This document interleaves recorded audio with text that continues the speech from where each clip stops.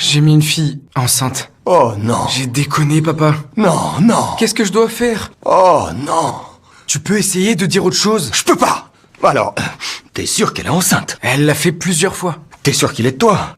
Mais il y a des filles qui sont pas très sérieuses, tu sais. Papa, elle est enceinte de moi et elle veut le garder. Georges ne s'attendait pas à ce que son fils de 17 ans ait mis une fille enceinte, mais ce qui l'a fait s'effondrer sur place était encore à venir. Elle a 29 ans. Oh non.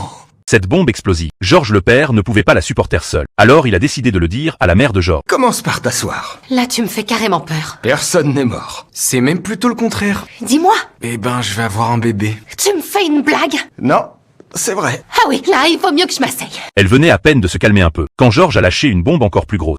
Elle a 29 ans. 29 ans, tu dis?